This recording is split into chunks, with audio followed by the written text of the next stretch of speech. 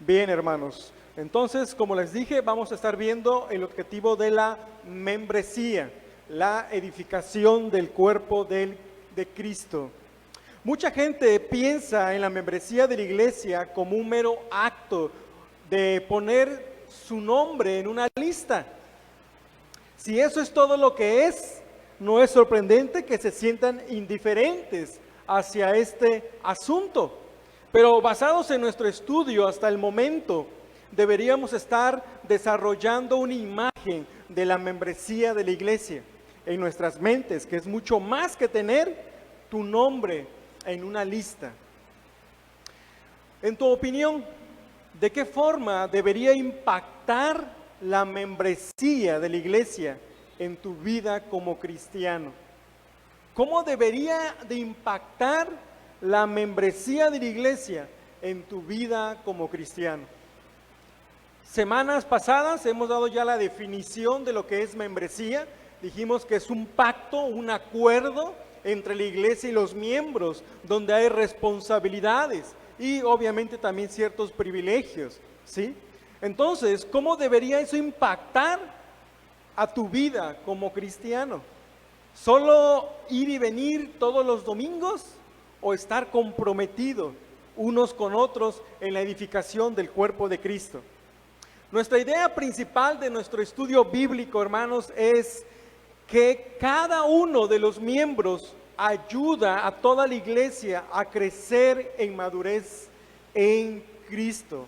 Una vez más, la idea principal de nuestro estudio bíblico es que cada uno de los miembros ayude a toda la iglesia a crecer en madurez en Cristo.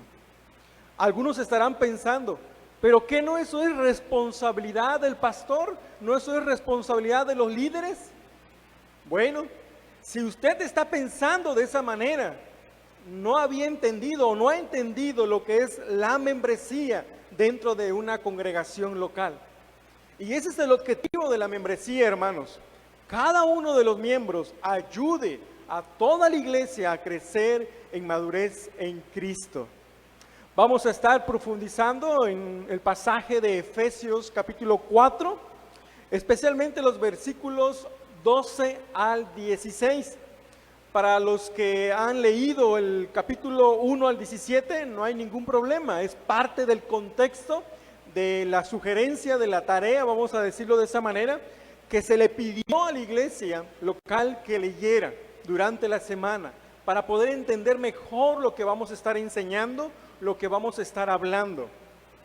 En Efesios 4, Pablo nos exhorta a vivir en unidad en la iglesia, a la luz de la unidad que tenemos en Cristo. Eso ustedes lo pueden ver ahí en Efesios 4 del 1 al 6. Entonces, después de explicar cómo Cristo conquistó a la muerte y dio dones a su iglesia, los versículos 7 al 10, el apóstol nombra específicamente algunos de esos dones y habla del propósito para el cual Cristo los dejó. Vamos entonces a leer Efesios capítulo 4, versículo 11 al 16. Dice la Escritura: y él mismo constituyó a unos apóstoles, a otros profetas, a otros evangelistas, a otros pastores y maestros, a fin de perfeccionar a los santos para la obra del ministerio, para la edificación del cuerpo de Cristo, hasta que todos lleguemos a la unidad de la fe y del conocimiento del Hijo de Dios, a un varón perfecto, a la medida de la estatura de la plenitud de Cristo, para que ya no seamos niños fluctuantes, llevados por doquiera de todo viento de doctrina, por estratagema de hombres que para engañar emplean con astucia las artimañas del error, sino que siguiendo la verdad en amor, crezcamos en todo en aquel que es la cabeza, esto es Cristo, de quien todo el cuerpo, bien concertado y unido entre sí por todas las coyunturas que se ayudan mutuamente, según la actividad propia de cada miembro, recibe su crecimiento para ir edificándose en amor. Efesios capítulo 4, verso 11 al 16. Sobre de este pasaje, hermano, vamos a estar contestando unas preguntas. Las preguntas se los hemos enviado ahí en el grupo de WhatsApp para los miembros de la iglesia Pickback, o también desde el Facebook ustedes pueden ver las preguntas que ya están ahí elaboradas y ustedes pueden tener un cuaderno para escribir las respuestas. Bueno, en primer lugar, la primera pregunta es: ¿cuáles son los dones que Cristo ha dado a la iglesia? A decir verdad, en este versículo podríamos pasar mucho tiempo, pero no es el propósito de nuestro estudio, ya que hay muchas cosas que profundizar tal vez al interpretar específicamente los dones ministeriales. Bueno, la respuesta a la primera pregunta son que los dones de Cristo que ha dado Cristo a la iglesia son apóstoles, profetas, evangelistas, pastores y maestros. Aunque los cristianos puedan no estar en total acuerdo con el significado de estos títulos, por lo menos podemos estar seguros de que Cristo todavía da a su iglesia evangelistas, pastores y maestros.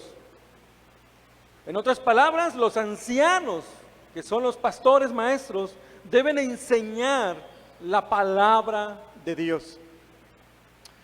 Solamente haciendo un comentario más a esto que les había comentado, que creemos bíblicamente que los dones ministeriales de apóstoles y profetas cesaron en el cumplimiento del canon del Nuevo Testamento. Por lo tanto, los dones ministeriales vigentes claramente en el Nuevo Testamento son evangelistas, pastores y maestros.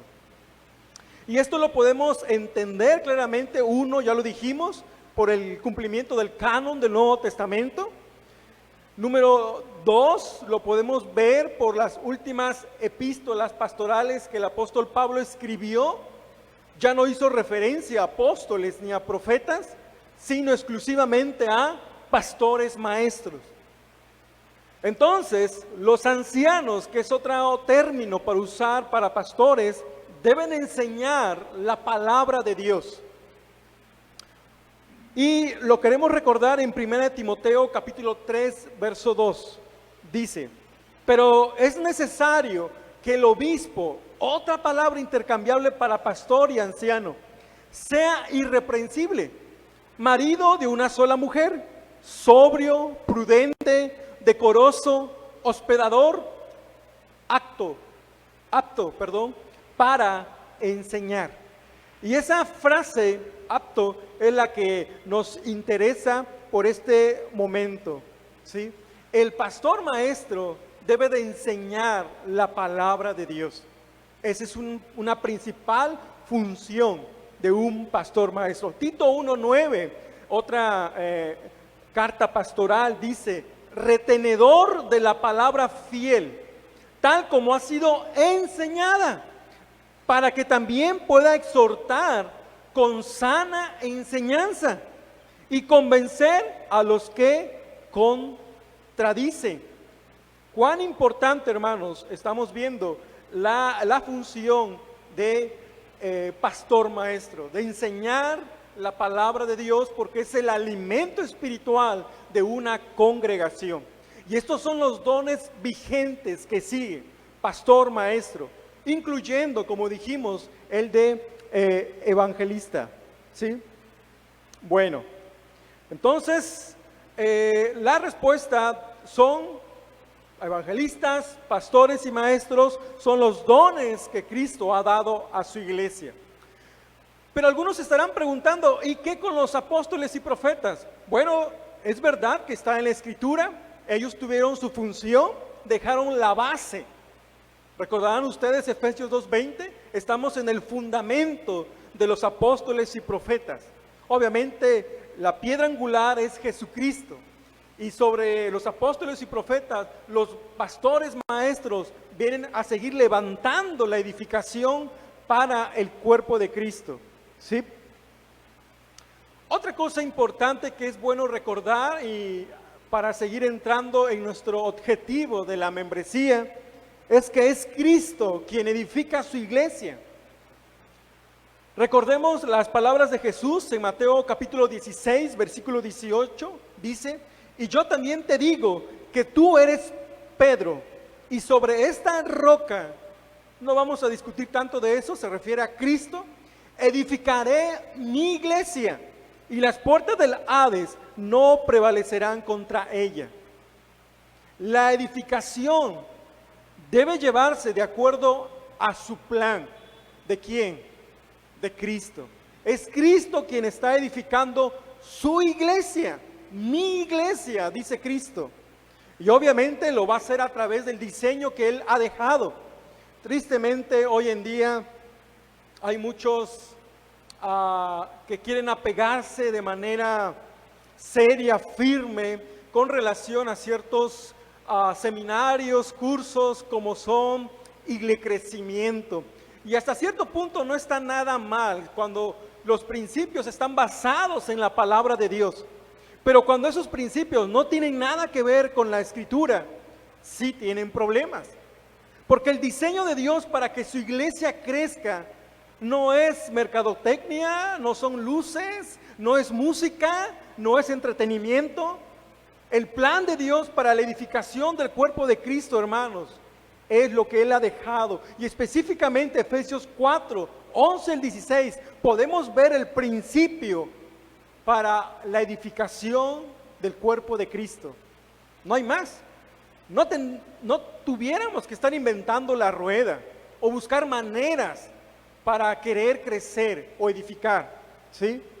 Número 2, la pregunta es: ¿con qué propósito dio Cristo estos dones a la iglesia?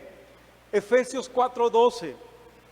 Bueno, Cristo da estos dones a la iglesia con el propósito de equipar a los santos para la obra del ministerio, ¿sí? Ahora aquí quiero pausar un poco y quiero explicar Efesios 4:12. Recuerden que dice: a fin de perfeccionar a los santos para la obra del ministerio, para la edificación del cuerpo de Cristo. 3 palabras resaltan de este versículo 12: perfeccionar, ministerios y edificación. La palabra perfeccionamiento o perfeccionar se refiere a una restauración o devuelto a su condición original. El perfeccionamiento de cada creyente trae como resultado la unidad de todos. Hermano, por lo tanto, ¿nos urge que seamos perfeccionados? Sí, urge. Para perfeccionarnos, Dios nos ha dado 4 herramientas básicas. Número 1, su palabra, la Biblia. Número 2, la oración. Número 3, la prueba. Y número 4, el sufrimiento. ¿En serio? Sí, hermanos. Si usted quiere ser perfeccionado conforme al diseño, conforme al plan de Dios, estas 4 herramientas son necesarias para el perfeccionamiento de los santos. La enseñanza de la palabra, la predicación fiel de la Escritura debe ser prioritario. La comunión con Dios de igual manera. No va de la mano con la palabra de Dios, ¿sí? Las pruebas que pasan en el cristiano, el sufrimiento. Yo sé que esta parte a muchos no les gusta, pero si usted quiere ser perfeccionado, es necesario que estas 2 últimas también sean herramientas básicas para su perfeccionamiento como cristiano. Y nadie está exento de esto.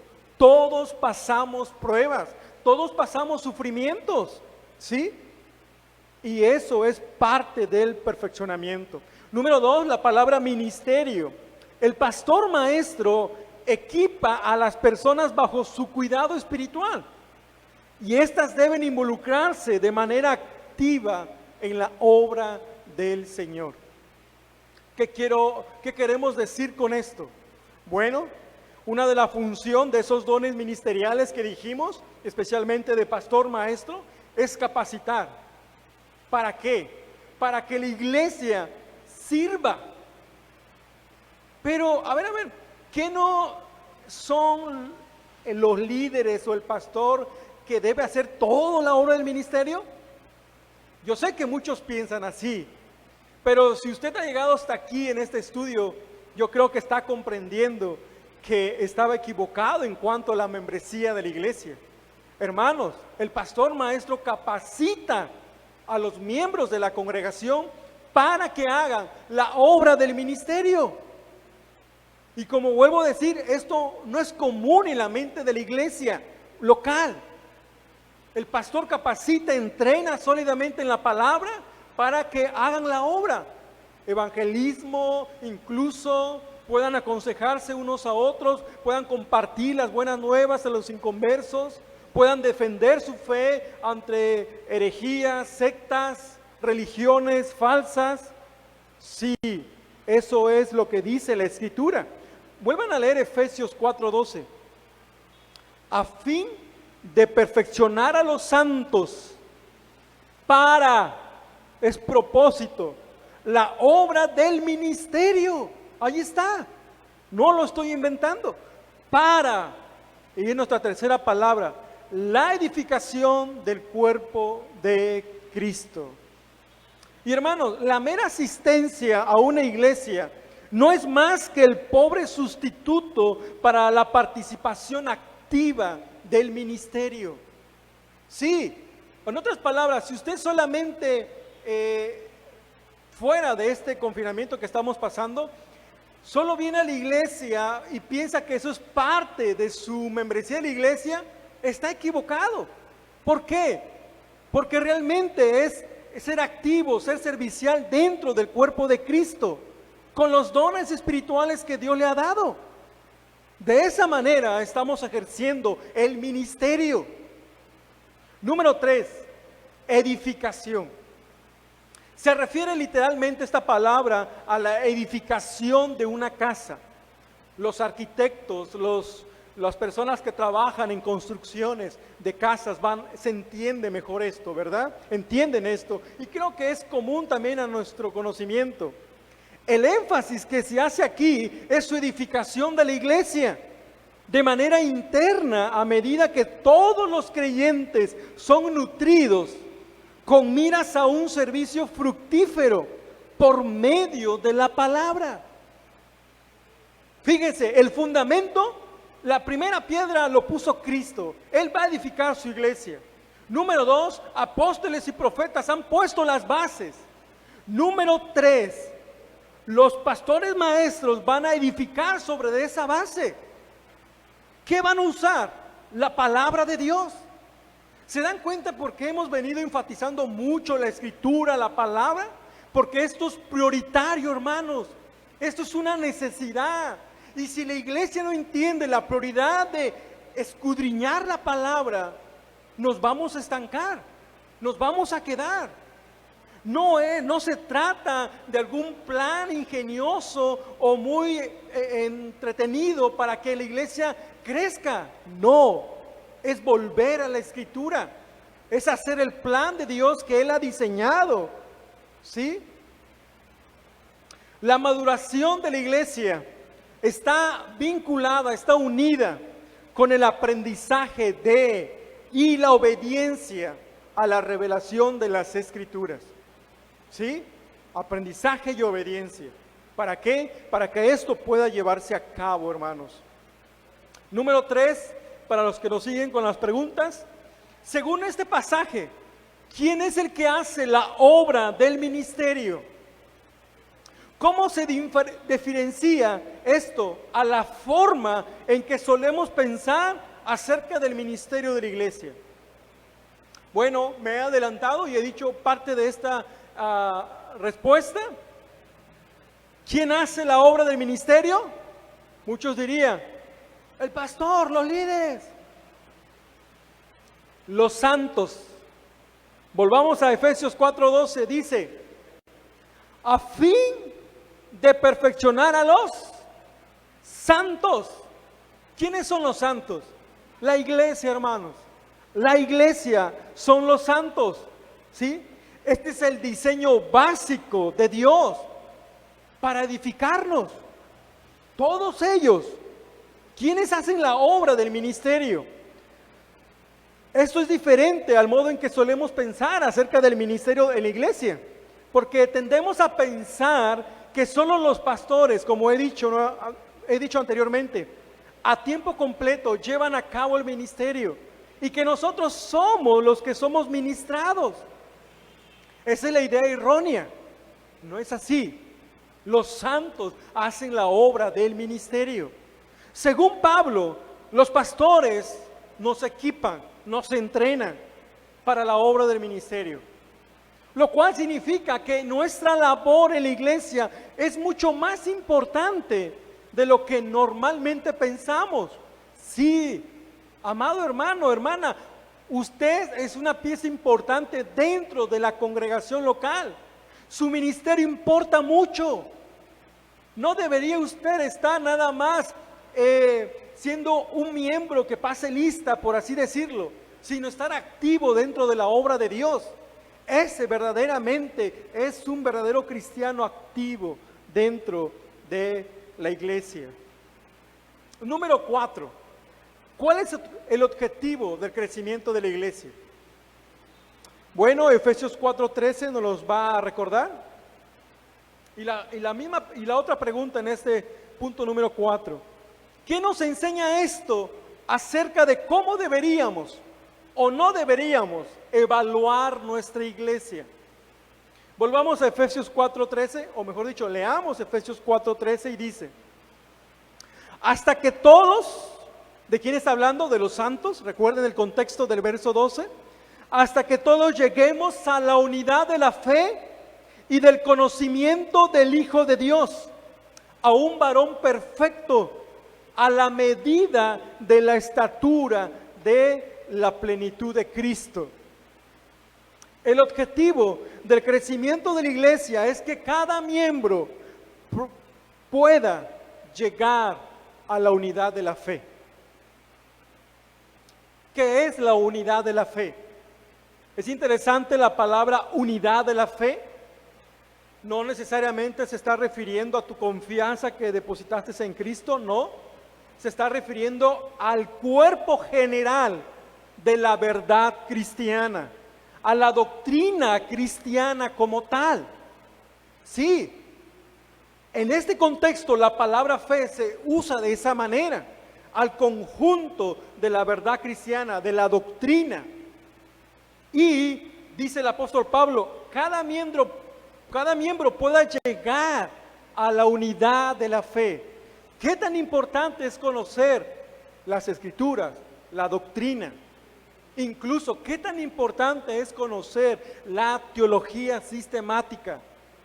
¿Ah? Esos son para los académicos, esos son para los seminaristas. No, hermanos.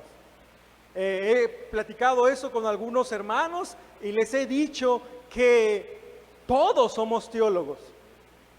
La gran diferencia es que algunos son teólogos buenos, otros son malos. Porque piense, ¿qué respuesta da usted si le preguntara, ¿quién es Jesús? Y si usted está dando una respuesta en este momento, esa es una teología encapsulada. Esa es doctrina, esa es una enseñanza. Por lo tanto, se dan cuenta la necesidad de que todos lleguemos a la unidad de la fe, al conjunto de la verdad cristiana, a la doctrina como tal. No puede haber unidad en la iglesia aparte de la integridad doctrinal. No puede haber unidad. ¿Por qué hay tanto división en la iglesia? Hermanos, porque no estamos unidos doctrinalmente. Uno lee una cosa, otro lee otra cosa, otro entiende otra cosa. No se ha estudiado seriamente la palabra de Dios, por lo tanto no hay unidad. Es imprescindible la unidad de la fe. Luego continúa Pablo, y al conocimiento del Hijo de Dios. Pareciera que es similar, pero hay una diferencia. El conocimiento del Hijo de Dios, hermanos, se refiere a un conocimiento profundo que se alcanza por medio de una relación con Cristo, basado en la oración y el estudio fiel de la obediencia a la palabra de Dios. ¿Hay una diferencia? Sí, hay una diferencia. Muchos pueden tener conocimiento doctrinal, pero otra cosa es tener conocimiento profundo de una relación personal con Cristo, que se logra a través de la comunión, la intimidad con Él, ¿sí? Y a través de la obediencia de su palabra. Y esto, hermanos, es un proceso para toda la vida. Crecer en el conocimiento más profundo del Hijo de Dios es un proceso que dura toda la vida y que no será completo hasta que veamos a nuestro Señor cara a cara. Así que continúe. Si no ha empezado a leer la Biblia, empiece a hacerlo. Si no ha empezado a estudiar de manera seria la palabra, empiece a hacerlo. No hay atajos para la madurez cristiana, hermano. No hay atajo para este objetivo de la membresía, que es la edificación del cuerpo de Cristo. No hay atajo. Tienes que empezar donde todos han empezado, con la palabra de Dios, ¿sí? A un varón perfecto, a la medida de la estatura de la plenitud de Cristo. Esto nos enseña que deberíamos evaluar nuestra iglesia en términos de cómo estamos ayudando a otros a crecer en su conocimiento de Cristo, en la unidad, en la verdad y en la madurez cristiana. ¿Se da cuenta? Ojalá que esté entendiendo, hermano, hermana, que pertenece a una iglesia local.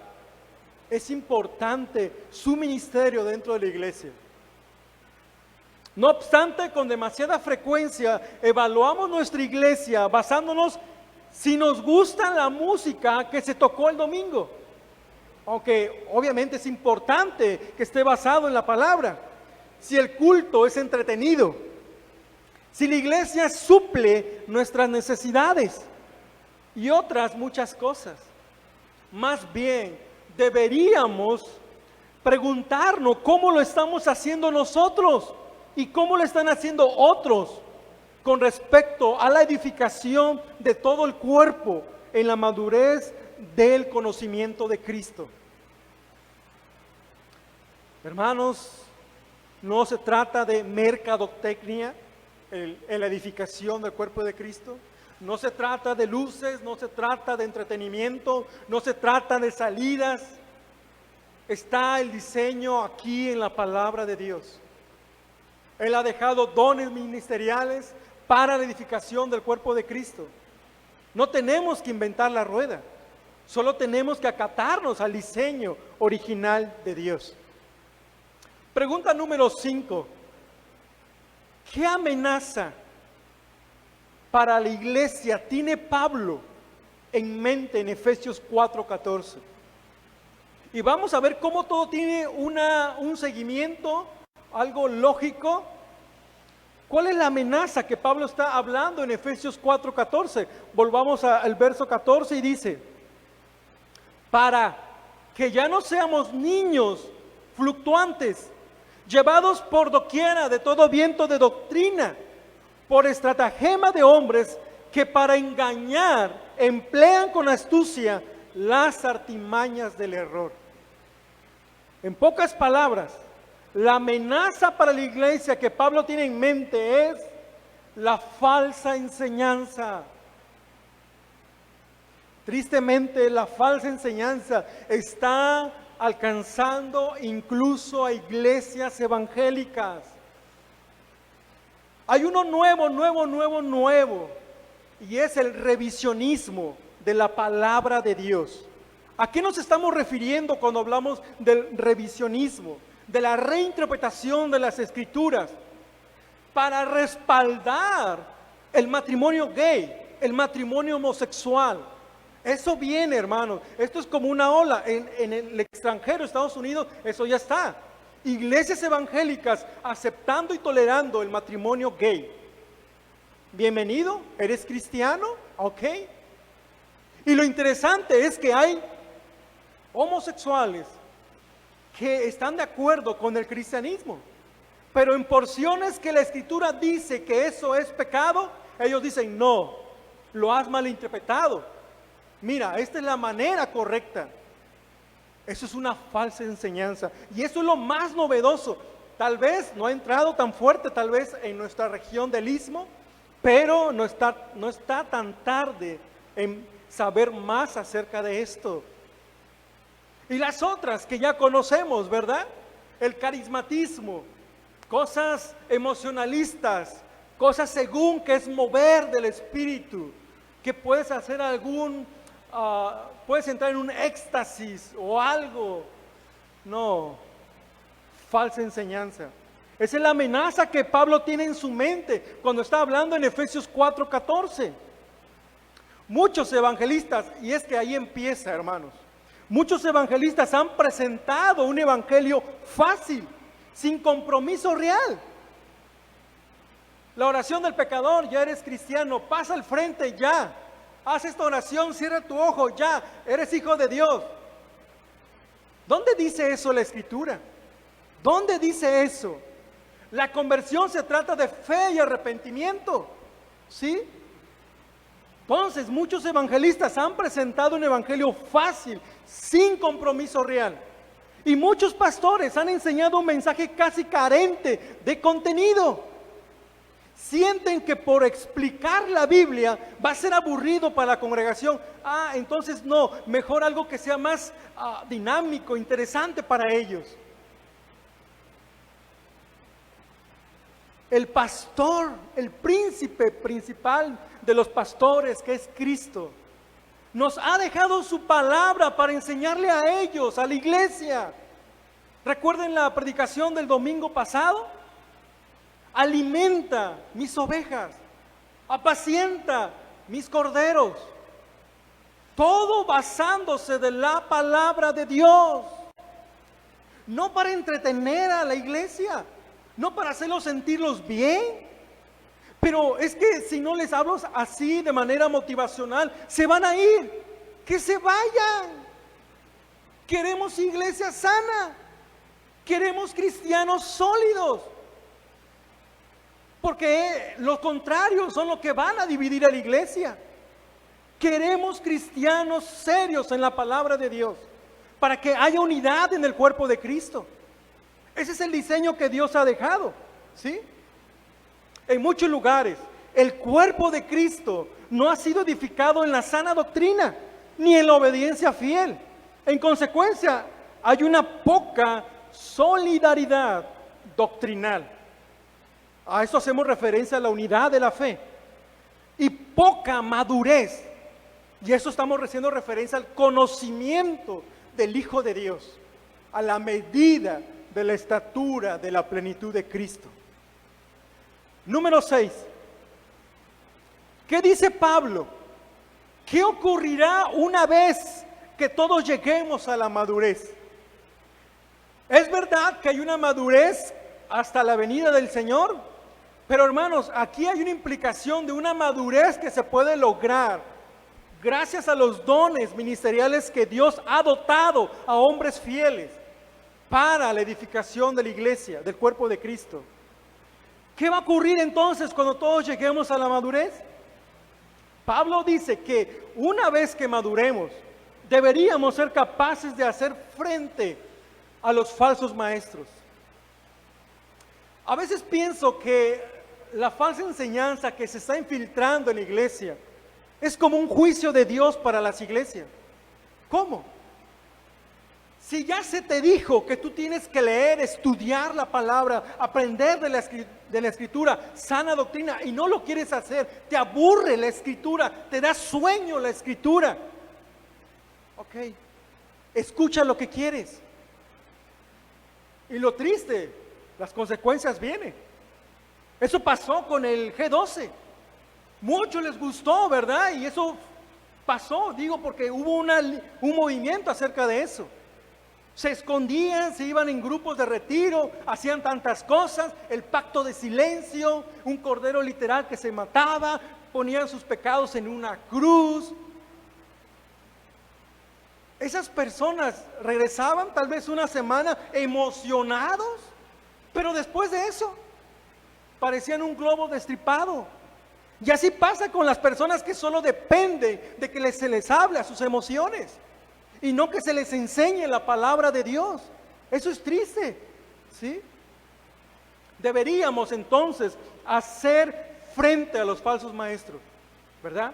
No seremos llevados de aquí para allá por todo viento de doctrina y no caeremos en las artimañas, o sea, en los intentos planeados, sutiles y sistemáticos de hacer caer en el error. Hay personas que no saben lo que están diciendo, tal vez, pero hay quienes sí saben lo que están diciendo. Y su intención es desviar de la verdad. Y mire, donde hay falsa enseñanza, hay demonios. Ese es el fin. El propósito de Satanás es distorsionar la palabra de Dios. Sí, él está en contra de la palabra de Dios. Astutas, dice, una forma de manipular. Y no queremos manipular con la palabra, ¿verdad? Sí. Entonces deberíamos ser capaces, hermanos, de enfrentar a los falsos maestros, según Efesios 4:14, ¿sí? Que dice así, ya lo leímos, para que no seamos niños fluctuantes, llevados por doquiera de todo viento de doctrina, por estratagema de hombres, que para engañar emplean con astucia las artimañas del error, el engaño, la manipulación del error. Número 7, si la madurez significa que todos estamos unidos en la verdad y que somos capaces de resistir la enseñanza falsa con éxito, ¿de qué formas prácticas puedes ayudar a otros a crecer hacia este objetivo? Bueno, primeramente, comprometidos con leer y estudiar las Escrituras. Debemos de estar, como dice Colosenses, arraigados en la palabra. Es como un árbol que está arraigado sus raíces en la tierra, cerca del río, y está absorbiendo el nutriente. De igual manera, el cristiano debe estar arraigado en la palabra de Dios, absorbiendo los nutrientes de la Escritura, para que sea edificado sólidamente. Número 2, debe enseñar a otros las Escrituras. No te quedes con lo que estás aprendiendo, comparte a otros y vas a seguir creciendo más. De hecho, esto es un principio de liderazgo, ¿sí? Cuando tú ayudas a otro a subir un escalón, no solo sube la persona, subes tú también. Pero si tú quieres pisar a otro, tú también te vas a quedar estancado. Comparte a otro las Escrituras. Motivar a continuar en el estudio de la palabra y obedecerla. Volver a repetir este ciclo, porque lo necesitamos. No importa, aunque fuese repetitivo una enseñanza de una manera diferente, es necesario. Es necesario. Y si no es tan necesario, te lo voy a hacer descubrir de esta manera. ¿Cuántas veces has leído la Biblia? Ahí está la respuesta. Vas a ver lo necesario, importante que es descubrir continuamente, entender continuamente la palabra. Número 8, ¿mediante qué medios crece la iglesia hasta la madurez? Versículo 15 al 16, ¿qué dice? Sino que siguiendo la verdad en amor, crezcamos en todo, en aquel que es la cabeza, esto es Cristo, de quien todo el cuerpo, bien concertado y unido entre sí, por todas las coyunturas que se ayudan mutuamente según la actividad propia de cada miembro, recibe su crecimiento para ir edificándose en amor. La respuesta, hermano, la iglesia crece hacia la madurez según cada miembro habla la verdad el uno al otro en amor. Según cada miembro del cuerpo da lo que espera de él para ayudar al cuerpo a que crezca. En otras palabras, es enseñar, proclamar fielmente la palabra, siendo ejemplo. Se puede resumir así. En otras palabras, con un testimonio amoroso, auténtico. Siguiendo la verdad en amor, esta frase se refiere a la predicación de la verdad, del Evangelio. Noten que dijo Pablo en Gálatas 4:16. Dice, ¿me he hecho pues vuestro enemigo por deciros la verdad? ¿Qué había pasado con los Gálatas? Habían empezado en el Espíritu, el apóstol Pablo les había enseñado la palabra, pero estaban terminando en la carne, estaban volviendo otra vez a la ley de Moisés y a la circuncisión. ¿Eso era bueno? No. Por eso Pablo le reprocha, ¿me he hecho pues vuestro enemigo por deciros la verdad? La respuesta es obvia, ¿verdad? Entonces se refiere a la predicación de la verdad, del Evangelio, dentro del contexto de una vida cristiana veraz y auténtica, como de una vida sacrificada. La vida auténtica que habla el Evangelio con un espíritu de sacrificio amoroso será eminentemente convincente. Si tú estás predicando la palabra, si tú estás viviendo la palabra, estás haciendo de la obra, va a impactar. Si no, no. Y este es un reto para todos los que enseñamos y predicamos la palabra de Dios continuamente, ¿verdad? La combinación de verdad y amor contrarresta las dos grandes amenazas al ministerio poderoso: la falta de verdad y la falta de compasión. Por eso es necesario la combinación de la verdad y el amor, hermanos. Número 9, en la práctica, ¿en qué consiste que cada miembro siga la verdad en amor? ¿Dónde tienen lugar estas conversaciones? ¿Cómo podemos practicar eso? Bueno, cuando aprendemos algo de la Escritura, debemos ser humildes en su transmisión, en compartirlas a otros. Cuando tengamos algún debate, el amor debe reinar y no el reconocimiento con el fin en sí mismo. Yo sé más que el otro. No.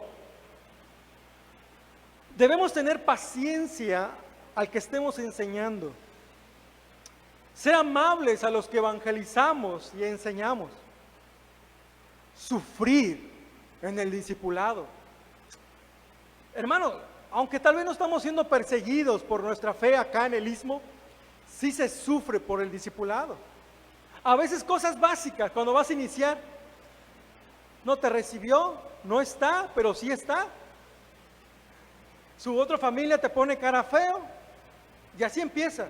Tenemos que sufrir por el discipulado, trabajar duro y aguantar en la preparación y proclamación de la Escritura.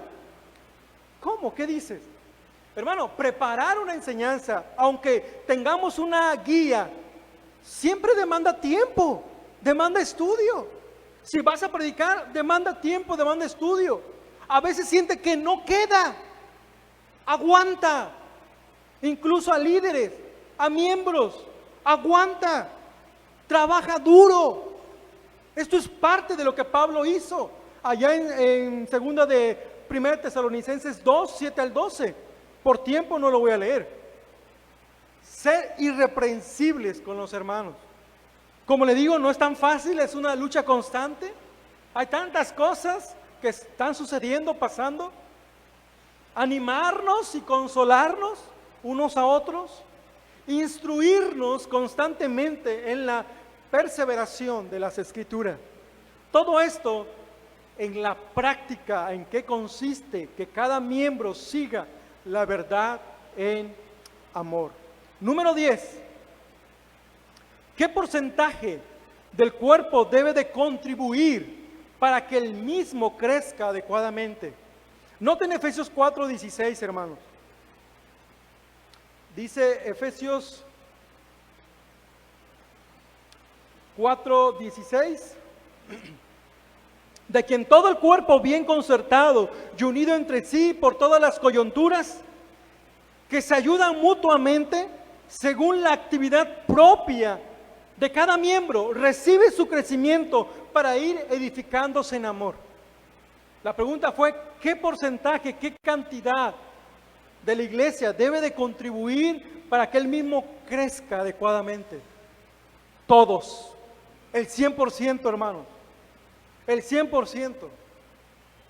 El crecimiento de la iglesia, hermanos, no es resultado de métodos fáciles, sino que cada miembro del cuerpo haga uso pleno de su don espiritual, en contacto estrecho con otros creyentes. Sí, debe usted estar usando su don que Dios le dio.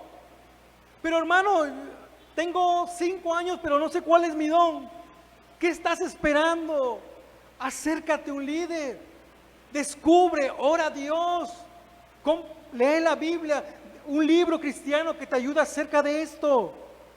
El poder de la iglesia fluye a partir del Señor mediante creyentes individuales y cuando se relacionan personalmente entre ellos. Número 11.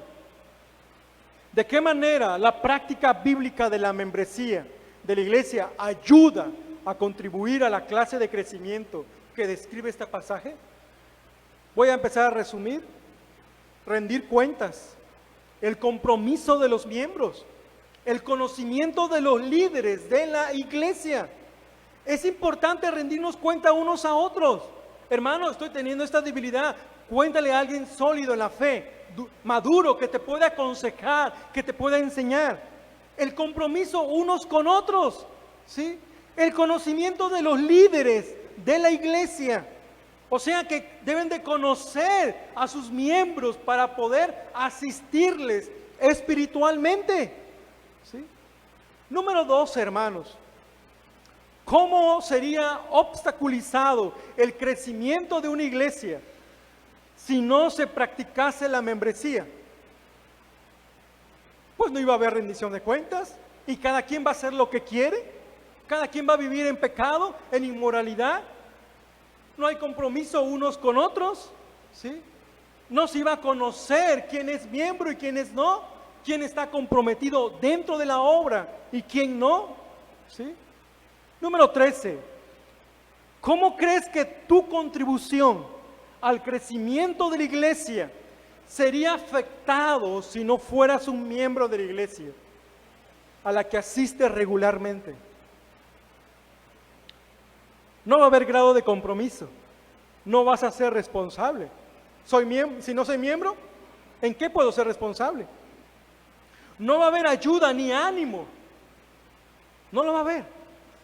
No va a haber oportunidades para desempeñar, porque es necesario que seas miembro de una congregación local. Número 14, y estamos ya en la última pregunta. A la luz de esta imagen, de cada miembro contribuyendo al crecimiento del cuerpo, ¿cómo describirías el objetivo de la membresía de la iglesia? Que cada miembro, hermano, ayude a todo el cuerpo a madurar en Cristo.